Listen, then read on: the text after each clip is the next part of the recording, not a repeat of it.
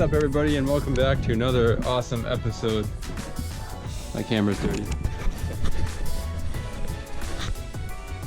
Today I'm going to be doing power steering gear on the Silverado Duramax. My last video I'd mentioned that it was leaking on the ground, and it's been doing this for like 3 weeks now, and it's had enough. I can't even like drive the truck anymore. It's just leaking all over the ground everywhere. Like I'm topping it up every time I drive it. So I went to O'Reilly Auto Parts yesterday and I purchased another Reman power steering gear. It's probably junk. I hope it's not. I haven't heard a whole lot of great things about the Reman, but if I had bought a new one there, it would have been like $740. For that price, I could get a Redhead steering box. Those were like $450 or $500. This one was like $180, so we'll try it out. This thing has been marking its territory all over my driveway. So now I gotta clean all that up. That's just from last night. Just some parking in the driveway. So I'm gonna pull the wheel off. I already got the fender liner out. And I gotta pull the intercooler pipe off. Truckmaster's got a decent video on this, but he didn't explain like taking off any of the lines or the intercooler pipe or like the fender liner or anything else. So I'm just gonna give a little more detail on how I took this off. And I've never done one of these before, but I have changed a pitman arm and I pulled the steering box down to get to the pitman arm, so it shouldn't be too bad.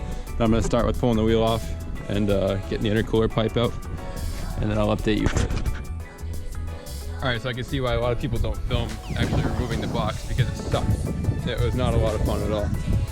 But I did get the old one out. And I got the pitman arm on the new one. I just replaced that pitman arm with a Moog pitman arm, so I'm not going to change it. I just swapped it over. This one's got a ton of play in it too, so I'm excited to change this out.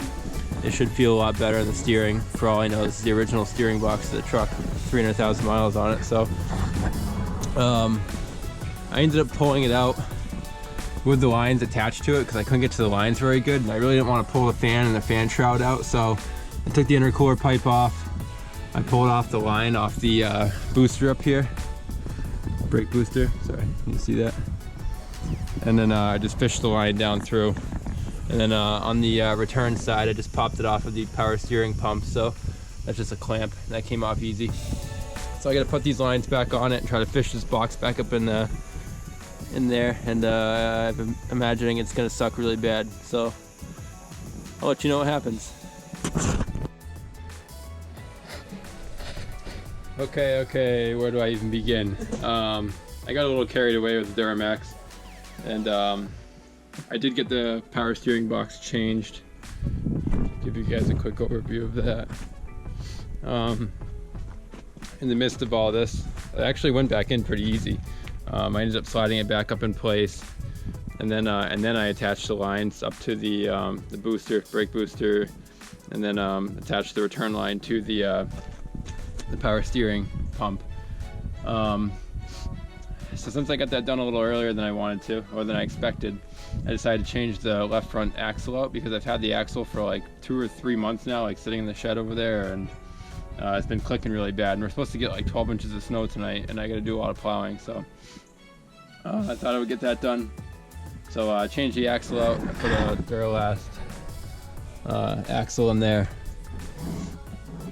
I got the same thing on the other side, and so holding up pretty good. So I had to take the sway bar link off right here, pop the upper ball joint off, took the tie rod off, and took the 6 bolts that hold it onto the front differential, dropped the axle down, took the 36mm nut off, and pulled that out.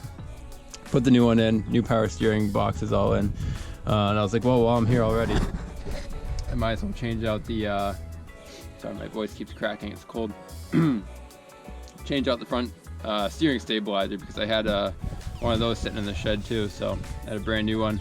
I took the old one out. It looked really bad like in the truck, but when I pulled it out, it still had a pretty good amount of resistance on it, so it was probably okay. But it was like $25 for a new one, and I had a bunch of slop in the steering wheel before, which a lot of that was probably from the steering box, so I'm excited to take it for a ride and actually hope to feel a nice tight steering wheel again.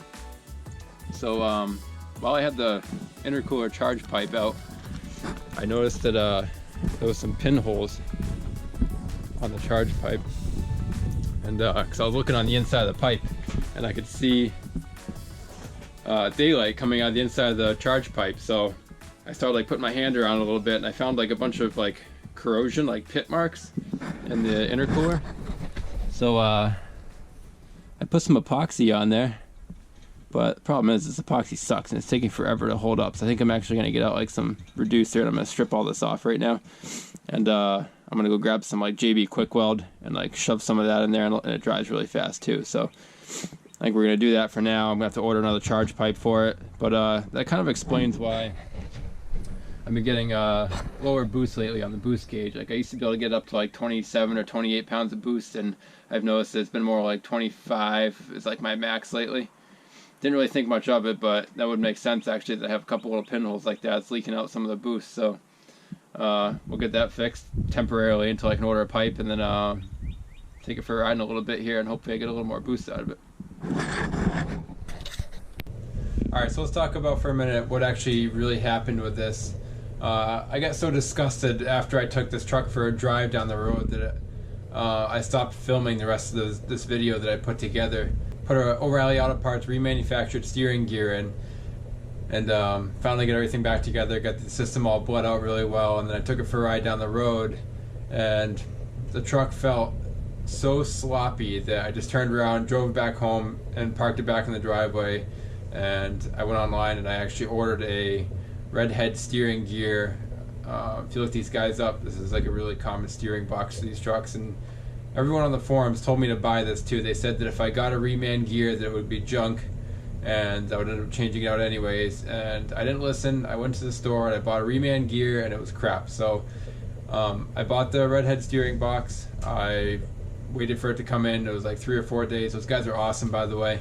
It was expensive. It was like $450 for the gear, and you pay for your core too, which is like $225. So it ended up being like $640 or something like that. They shipped it to me in like 3 days, and then I was able to get my old one out as soon as the new one came in.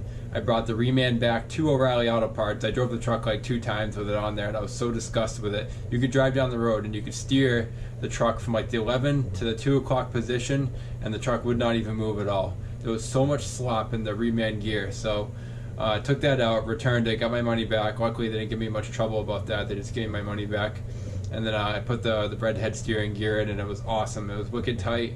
It shipped super fast. They gave me a prepaid shipping label, and I shipped my old one back, and then they credited it back like 2 days later. So I was not disappointed with those guys at all. The steering is perfect on the truck now, but lesson learned out of all of this is do not buy remanufactured steering gears from O'Reilly Auto Parts or any parts store around here actually. They're just not, I don't know, they don't have any kind of quality control, I guess. So if you're looking for a steering box for your Silverado, I assume this goes for $1,500, $2,500, half ton or 3/4, doesn't matter. Their steering gears are junk, so if you're going to buy one, buy a brand new one, or buy remanufactured one from a reputable company like Redhead Steering Gear. But I guess that wraps it up for this video. I will throw another video out in a couple of days here. I guess this is like older footage actually. I filmed a couple weeks ago, but I'm finishing this up so that I can finish my new video, which will be out in a couple of days. And the Duramax finally gets to tow something. So if you haven't subscribed already, make sure you do. And I'll have my new video up probably Wednesday evening, and you get to finally see what the Duramax get to pull home. So thanks for watching, guys. I'll see you next time.